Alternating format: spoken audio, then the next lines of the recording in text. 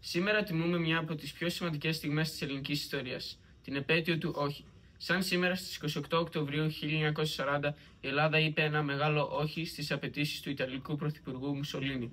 Το τελεσίγραφο που μας δόθηκε απαιτούσε την είσοδο Ιταλικών στρατευμάτων στην πατρίδα μας με σκοπό την υποδούλωση των Ελλήνων.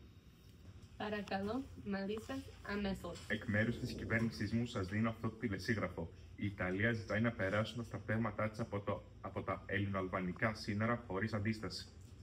Όχι. Έτσι λοιπόν θα υπάρξει πόλεμος. Η χώρα σας θα καταστραφεί. Τότε λοιπόν πόλεμος. Έρχονται. Πώς θα τα καταφέρουμε? Δεν θα περάσουν. Εδώ είναι Ελλάδα. Θα τους δείξουμε τι σημαίνει ελληνική ψυχή. Φοβάμαι. Να μην φοβάσαι, αδερφέ. Όλοι είμαι μαζί. Για την πατρίδα.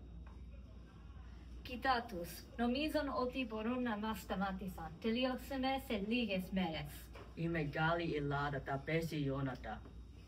Δεν θα περάσουν. Για την πατρίδα. Για το όχι. Κάθε φορά που βλέπουμε αυτή την ιστορία, θυμόμαστε τη δύναμη του λαού μας. Οι ήρωες δεν υπάρχουν μόνο στα βιβλία, αλλά μέσα μας. Το όχι μένει ψηλά. Ζήτω η Ελλάδα!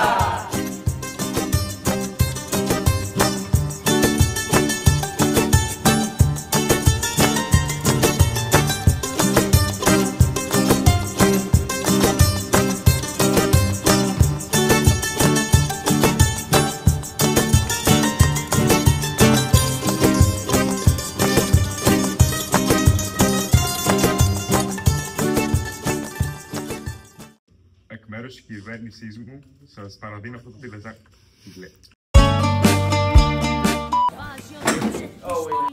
Και τη σκουφιά την ψηλή του μ' όλα τα φτερά. Τελειώσαμε σε λίγες. Μην φοβάσαι, αδερφέ. I forget what I was supposed to say. Κάθε φορά που βλέπουμε Νομίζουν ότι μπορούν να μας βρίσκει στα βιά. Do it. No, please do it. No. Ζήτω η Ελλάδα!